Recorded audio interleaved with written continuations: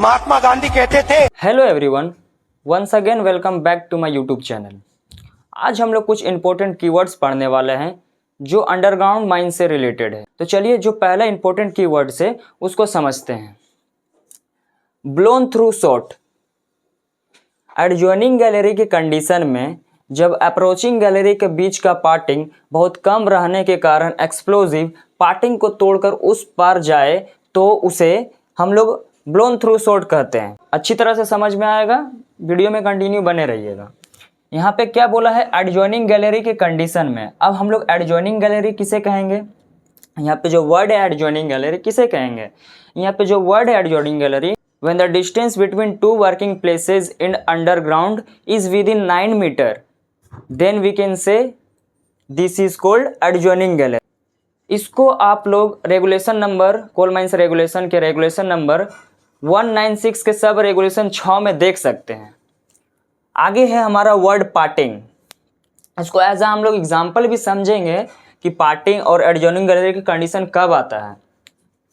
As example हम लोग समझते हैं, जब हम लोग दो वर्किंग चलाते हैं, दो वर्किंग फेस चलाते हैं, ये एक हो गया, इधर से एक वर्किंग फेस हो गया, वर्किंग फेस, और इधर से एक वर्किंग फेस चलाते हैं। ये दोनों का जो डिस्टेंस होता है जब 9 मीटर के दायरे में आ जाता है, 9 मीटर के दायरे में जब आता है तब हम लोग इसको एडजॉइनिंग गैलरी कहते हैं। और इसी कंडीशन के आने के कारण हम लोग का ब्लोन थ्रू शॉट देखने को मिलता है। अब क्यों मिलता है, उसका क्या कारण है, आगे हम लोग समझते हैं। कारण क्या है, रीज़न क्या है कि ब्लोन थ्रू शॉट हो जाए, तो अप्रोचिंग गैलरी के बीच का पार्टिंग कम होने के कारण, वही जो रेगुलेशन में बताया है कि जब 9 मीटर या फिर 9 मीटर या फिर उससे कम होता है, विद इन 9 मीटर जब आता है तो हमारा अप्रोचिंग गैलरी के बीच का पार्टिंग कम होने के कारण हमको ब्लोन थ्रू शॉट देखने को मिलता है। हम लोग को जो पार्टिंग है हमारा रेगुलेशन में तो बोल दिया है कि विद इन 9 मीटर आ जाएगा तो हमें प्रिकॉशंस वहीं से स्टार्ट कर देना, प्रिकॉशंस लेना स्टार्ट कर देना है। यहाँ पे पार्टिंग का सही मेजरमेंट का नॉलेज ना होना। अब जो पार्टिंग हमारा है दो वर्किंग फेसेस का बीच का, दो वर्किंग प्लेसेस के बीच का जो पार्टिंग है विद इन 9 मीटर आ गया और हम लोग सही से उसको मेजरमेंट नहीं कर पाए, तो उस कंडीशन में हमारा ब्लोन थ्रू शॉट हो जाता है। पार्टिंग के अनुसार होल की लंबाई ना करना।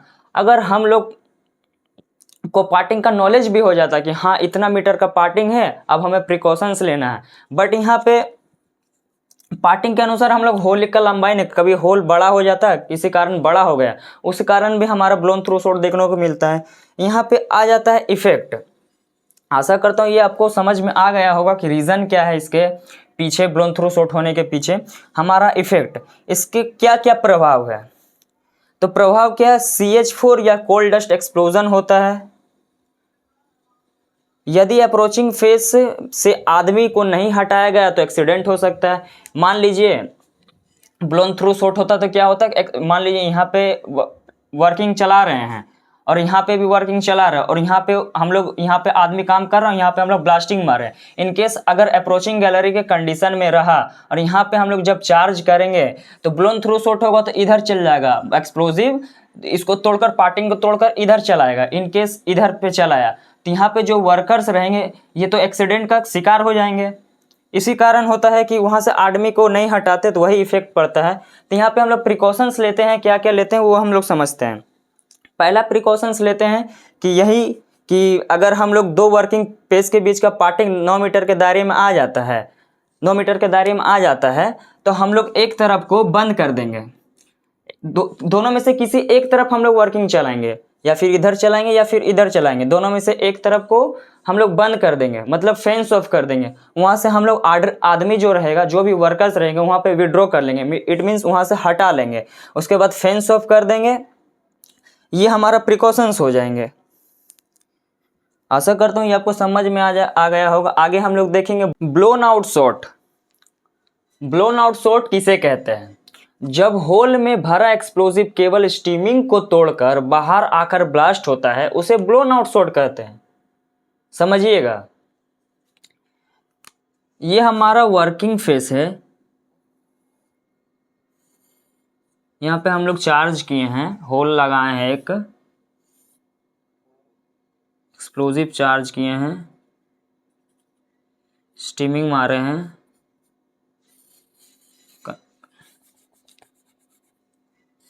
टू राइट एंगल का हम लोग शेल्टर लेके ब्लास्ट मारेंगे, ठीक है। तो ये जो है हमारा एक्सप्लोजिव स्टीमिंग को तोड़कर बाहर आकर ब्लास्ट होता है। इट मीन्स यहाँ पे जो ये एक्सप्लोजिव है ये यहाँ पे आ जाएगा, फेस में आ जाएगा और यहाँ पे आकर ब्लास्ट करता है। तो इसे हम लोग ब्लोन आउट शॉट बोलते हैं। इसका क्या इफेक्ट होगा? अगर ये ऐसा ब्लोन शॉट होता है तो इफेक्ट क्या होगा?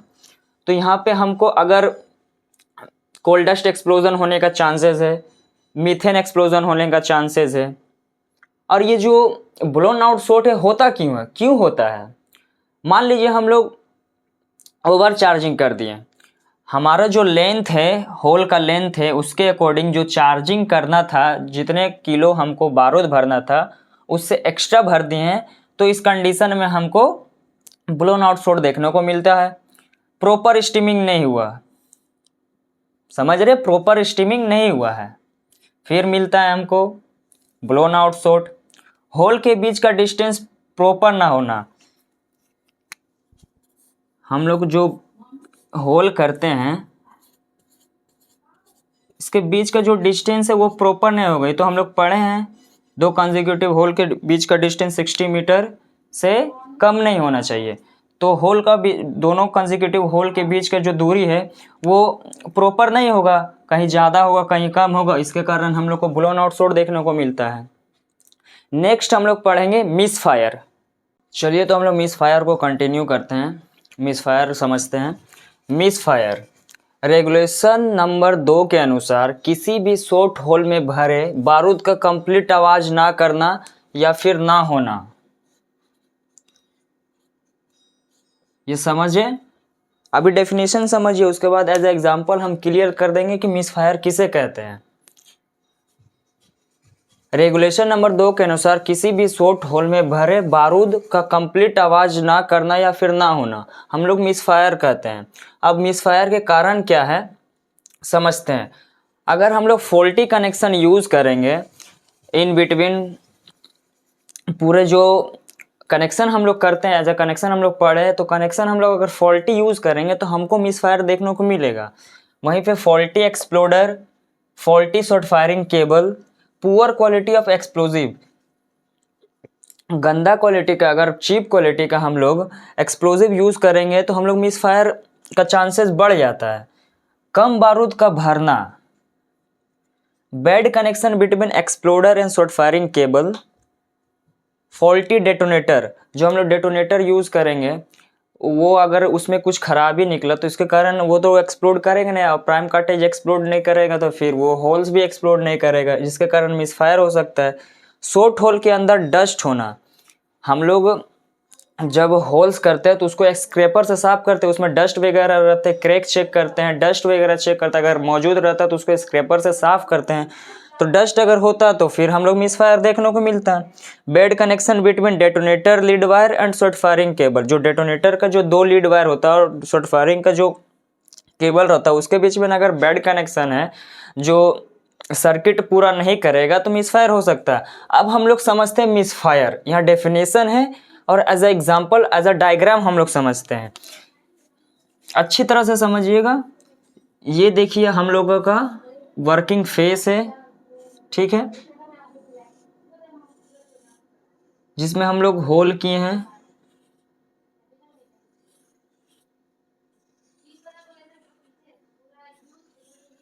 होल कर दिए हैं, लीड वायर निकालेंगे, ठीक, लीड वायर नहीं एज एग्जांपल समझ रहे हैं।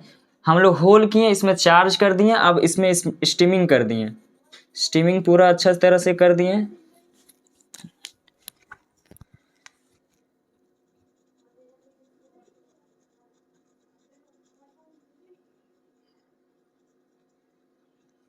स्टीमिंग कर दिए, क्लियर एंड कट समझिएगा, कोई डाउट नहीं रहना चाहिए। ये हम स्टीमिंग किए, स्टीमिंग करने के बाद हम लोग अपना कनेक्शन वगैरह करके, जो कनेक्शन कर दिए, स्टीमिंग कर दिए, सब कुछ करने के लिए हम लोग फायर करने गए। हम लोग फेस को देख लेंगे, हाँ प्रॉपर सब कुछ हो गया है। हम लोग फेस से जाके अपना 2 राइट एंगल लेके हम लोग फायर करने गए। फायर करने के बाद आके चेक करें कि हमारा जो फ्रेगमेंटेशन, हमारा जो ब्लास्टिंग है सही हुआ कि नहीं। आके देख रहे हैं, जैसा करके गए वैसा ही दिख रहा है, स्टीमिंग सेम सेम दिख रहा है, होल फूटा ही नहीं है। हमारा जो स्टीमिंग वैसा के वैसा ही धरा हुआ रह गया है। जब स्टीमिंग शॉर्ट होल्स में जैसा छोड़ के गए थे, जैसा बना के गए थे हम लोग ब्लास्टिंग करने के लिए, वैसा ही आके हमें दिखेगा। इट मीन्स होल में हमें स्टीमिंग मौजूद दिखेगा। इस कंडीशन में हम लोग इस होल्स को मिसफायर होल बोलेंगे। इस कंडीशन में हम लोग इसको मिसफायर के कैटेगरी में रखेंगे। समझ गए? जैसा स्टीमिंग हम लोग करके गए थे ब्लास्टिंग करने के लिए, फायर करने के लिए, वैसा ही आके अगर हम लोग को देखने को मिल रहा है तो हम लोग उसको मिसफायर बोलेंगे। इसी का एक भाई है, उसको हम लोग सॉकेट बोलते हैं। उसको भी समझ लेते हैं और आगे डेफिनेशन उसका हम लोग लिखाएंगे। सॉकेट किसे बोलेंगे? इसमें भी जब सॉकेट है तो इसमें हम लोग स्टीमिंग करेंगे। स्टीमिंग किए, इसमें भी हम लोग स्टीमिंग किए, प्रॉपर स्टीमिंग किए, सब कुछ हमें शॉर्ट फायर देख लिएगा, हाँ सब कुछ प्रॉपर है, कोई टेंशन नहीं है, हमारा जो ब्लास्टिंग है पूरा इफेक्टिव निकलेगा। हम लोग स्टीमिंग करके गए, ब्लास्टिंग मारने, चार्ज करने गए, फायर करने गए। जब फायर करने के बाद आके देख रहे हैं होल्स वैसा ही के वैसा ही है, हमको स्टीमिंग दिख ही नहीं रहा है। मतलब स्टीमिंग गिर गया है, वो होल्स जो है वैसा का वैसा ही है, वैसा रहे या फिर उसका कोई होल का आधा भाग रहे। इस कंडीशन में हम लोग इसको सॉकेट बोलेंगे। जैसे कि हम लोग अभी स्टीमिंग करके गए हैं, फायर मारने गए, फायर करके आए, हमको ये स्टीमिंग हटा हुआ दिख रहा है, ये स्टीमिंग हटा हुआ दिख रहा है, स्टीमिंग ये हटा हुआ दिख रहा, या फिर ये स्टीमिंग हटा हुआ दिख रहा, मतलब ये पूरा होल दिख रहा है। होल दिखे या फिर कुछ इसका आधा भाग दिखे, इस कंडीशन में हम लोग इसको क्या बोलेंगे? सॉकेट बोलेंगे। आशा करता हूँ आप लोग समझ गए होंगे। आगे हम लोग कंटिन्यू करेंगे जो हमारा अभी बचा हुआ कीवर्ड्स है, जैसे कि कट ऑफ हो गया, सॉकेट हो गया और एक्सेट्रा, उसको हम लोग कंटिन्यू करके समझ। नेक्स्ट है सॉकेट। सॉकेट किसे कहते हैं? रेगुलेशन इससे पहले तो हम समझा दिए हैं एग्जाम्पल के थ्रू सॉकेट किसे कहते हैं। आप लोग डेफिनेशन लिख लीजिएगा। रेगुलेशन नंबर 2 के अनुसार फायरिंग के बाद बचे हुए शॉर्ट होल, ब्लास्ट होल या उसके किसी भाग को सॉकेट कहते हैं। एग्जाम्पल तो मैं इसके प्रीवियसली दे चुका हूँ। रीज़न क्या है सॉकेट होने का? एक्चुअल रीज़न क्या है जो सॉकेट होता है? तो रीज़न क्या है? Cut off. ये जो कट ऑफ है मेन रीज़न है। The distance between two hole is less than 60 centimetre.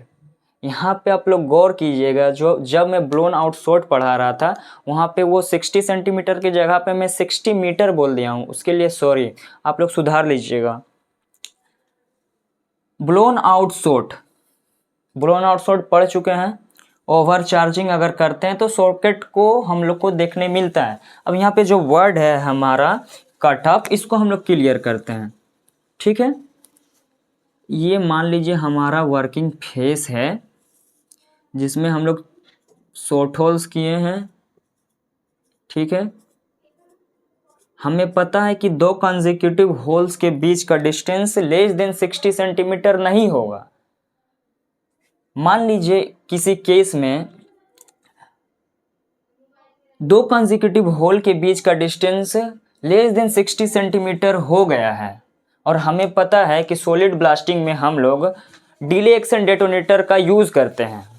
अब कट ऑफ किसे कहते हैं वो समझिएगा। मान लीजिए हम यहाँ पे 0 एक्शन डेटोनेटर यूज़ किए हैं और इसका डिस्टेंस जो है जो इसका जो डिस्टेंस है 2 कंसेक्यूटिव होल का बीच का, ये डिस्टेंस जो है लेस देन 60 सेंटीमीटर है, 60 सेंटीमीटर है। तो हम लोग जब डिले एक्शन डेटोनेटर यूज़ करते तो मान लीजिए 0 है, ये 1 है, ये 1 है, ये 2 है आपका, ऐसे यूज़ करते हैं। मान लीजिए ये हमारा 0 वाला टूटा और इसका जो दो कंसेक्यूटिव होल, समझने की कोशिश कीजिएगा, दो कंसेक्यूटिव होल के बीच का डिस्टेंस लेस देन 60 सेंटीमीटर है, तो 0 एक्शन डेटोनेटर का यूज़ करते हैं। सॉरी, तो यहाँ पे जब ये ब्लास्ट होता है तो ये तो ब्लास्ट हो गया और दूसरा होल ब्लास्ट होने से पहले ही टूट जाता है, उसे ही हम लोग कट ऑफ बोलते हैं। क्लियर हुआ? एक बार फिर से समझिएगा। 0 एक्शन डेटोनेटर यहाँ पे हम लोग यूज़ किए, तो यानी कि ये तो बिना डिले का ही फूट जाएगा। ये फूटा, ब्लास्ट किया, और जो कंसेक्यूटिव होल के बीच का डिस्टेंस अगर लेस देन 60 सेंटीमीटर है तो ये सेकेंड वाला होल ब्लास्ट होने से पहले ही टूट जाएगा, टूट जाता है, इसे ही हम लोग कट ऑफ बोलते हैं। इसका डेफिनेशन समझिएगा। डिले एक्शन ब्लास्टिंग में एक होल ब्लास्ट होने के कारण यदि दूसरा होल ब्लास्ट होने से पहले टूट जाता है, इसे कट ऑफ कहते हैं। इसके कई कारण हैं। मेन कारण तो वही हो जाएगा, the distance between to consecutive holes is less than 60 centimetre. इसका हम लोग रीज़न अभी लिखेंगे क्यों होता है। कंटिन्यू।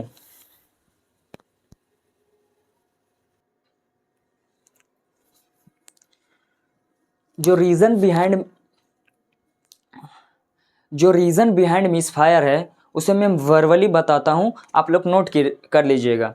पहला रीज़न तो ये हमारा हो जाएगा, मेन रीज़न हमारा ये हो जा रहा है कि the distance between to consecutive holes, जो होल हम लोग लगाएंगे उसका जो लंबाई है वो 60 सेंटीमीटर से कम रहता है, इसी कारण होता है।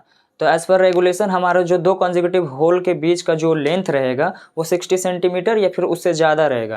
दूसरा हमारा हो जाता है ओवर चार्जिंग। अगर हम लोग होल में ओवर चार्जिंग कर देते हैं, इसके कारण भी हमें कट ऑफ देखने को मिलता है। अब कट ऑफ होगा तो प्रभाव क्या होगा, इफेक्ट क्या होगा? तो पहला इफेक्ट हमारा हो जाएगा ब्लोन आउट शॉट। ये हमारा ब्लोन आउट शॉट होगा। और ब्लोन आउट शॉट किस प्रकार होगा? मान लीजिए हमारा ये फेस है, यहाँ पे हम लोग वर्किंग चला रहे हैं, ये कट ऑफ क्रिएट हुआ तो ये ब्लास्ट हुआ। इसके ब्लास्ट होने से पहले ये टूट गया, तो ये टूट गया तो स्टीमिंग वगैरह टूट जाएगा और इसका अंदर का जो एक्सप्लोजिव वो बाहर आ जाएगा, फेस में आ जाएगा। तो हम लोग पढ़े हैं कि बाहर आ जाने के कंडीशन में हम लोग को ब्लोन आउट शॉट बोलते हैं। जब ब्लोन आउट शॉट होगा जिसके कारण हमारा एक्सप्लोजन होने का कंडीशन बन जाता है, कोल डस्ट या फिर मीथेन एक्सप्लोजन। हमारा तीसरा हो जाएगा कि ये सॉकेट क्रिएट कर सकता है।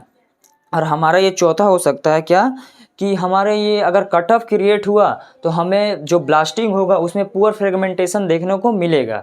ये हमारा 4 effect behind the cut off हो गया है। आगे हम लोग जो नेक्स्ट कीवर्ड है उसको कंटिन्यू करते हैं। एडजॉइनिंग गैलरी का डेफिनेशन भी लिख ही लीजिए। एडजॉइनिंग गैलरी अंडरग्राउंड माइंस में दो अप्रोचिंग गैलरी के बीच का पार्टिंग विद इन 9 मीटर हो तो उस कंडीशन में ऐसी अप्रोचिंग गैलरी को एडजॉइनिंग गैलरी कहते हैं। एग्जाम्पल के वे में तो हम समझा दिए हैं पहले ही, ये आप डेफिनेशन लिख लीजिएगा। और ये हमारा डायग्राम रहा जैसे कि face 1 working face 1, working face 2, और दोनों के बीच का जो पार्टिंग है विद इन 9 मीटर है। क्लियर हो गया? हमारा नेक्स्ट क्वेश्चन है, what parameters leads coal dust explosion. Coal dust explosion होने में क्या क्या कारक है जो कि महत्वपूर्ण भूमिका निभाती है? यहाँ आंसर हो जाएगा 6 parameters involves to happen coal dust explosion are follows. 6 parameters है जो कि कोल डस्ट एक्सप्लोजन में होने में महत्वपूर्ण भूमिका निभाती है। पहला हमारा हो जाएगा size of coal dust. Coal dust का साइज क्या हो जाएगा? Less than 150 micron. अगर 150 माइक्रोन से कम है तो ये पहला पैरामीटर्स हो जाएगा। दूसरा, सॉरी यहाँ पे क्वालिटी ना होकर क्वांटिटी होगा। Quantity of coal dust. Coal dust का एयर में कितना क्वांटिटी मौजूद रहना चाहिए? 30 से 40 gram per metre cube of air. Air में इतना क्वांटिटी में मौजूद रहना चाहिए कोल डस्ट। और कोल डस्ट किस फॉर्मेशन में रहेगा? क्लाउड फॉर्मेशन में रहेगा, बादल के रूप में रहेगा हमारा ये। टेम्परेचर कितना रिक्वायर्ड रहेगा? 700 से 800 degree Celsius. Leg of ignition 10 second. Oxygen at least 12% required. यहाँ पे जो लेग ऑफ इग्निशन उसको मैं डिफाइन करूँगा। पहले ये जो 5 पैरामीटर से अच्छी तरह से समझ लेते हैं। यहाँ पे जो ऑक्सीजन एटलीस्ट 12% है। यहाँ पे जो 6 पैरामीटर्स है, अगर माइंस में ये 6 पैरामीटर्स हमें देखने को एक साथ मिल जाएगा तो हमें कोल डस्ट एक्सप्लोजन होएगा। कोल डस्ट एक्सप्लोजन होने का खतरा क्या है, कोल डस्ट ये 6 पैरामीटर अगर इन्वॉल्व रहेगा माइंस में तो हमें कोल डस्ट एक्सप्लोजन का खतरा देखने को मिलेगा।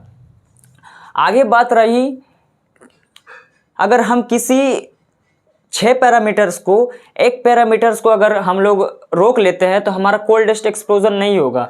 एटलीस्ट 12% ऑक्सीजन रिक्वायर्ड, माइंस में तो आपको 12% ऑक्सीजन मिलेगा ही मिलेगा, ये तो आपको अप्रूव्ड हो जाएगा। यहाँ पे हम क्या क्या रोक सकते हैं, यहाँ साइज ऑफ कोल डस्ट हम लोग रोक सकते हैं, 150 माइक्रोन से कम होने नहीं देंगे। दूसरा हमारा क्या हो जाएगा, ये जो cloud formation of coal dust होगा इसको हम लोग हटा सकते हैं एज अ वेंटिलेशन करके, वाटर स्प्रेइंग करके इसको हम लोग रोक सकते हैं। यहाँ पे जो टेम्परेचर वो तो डिपेंड करता है, 700-800 टेम्परेचर मिलेगा तो हो सकता है कोल डस्ट एक्सप्लोजन। यहाँ लेग ऑफ इग्निशन हम लोग समझते हैं। लेग ऑफ इग्निशन क्या होता है, कोई भी वस्तु को जलाने में कोई भी वस्तु को जलने में जितना समय रिक्वायर्ड होता है वो समय अंतराल को ही हम लोग लेग ऑफ इग्निशन बोलते हैं। एज अ लाइव एग्जांपल से हम लोग समझते हैं, ये देखिए जो आप कागज जला है ये विद इन अ सेकेंड जल गया है, इट मीन्स इसका लेग ऑफ इग्निशन बहुत ही कम है। तो लेग ऑफ इग्निशन क्या है, ये जो समय अंतराल इसके जलने में जितना समय रिक्वायर्ड हुआ, जितना समय लगा, उसको ही हम लोग, वो टाइम इंटरवल को हम लोग लेग ऑफ इग्निशन बोलते हैं। और हम लोग जब ये जला रहे हैं, देखिए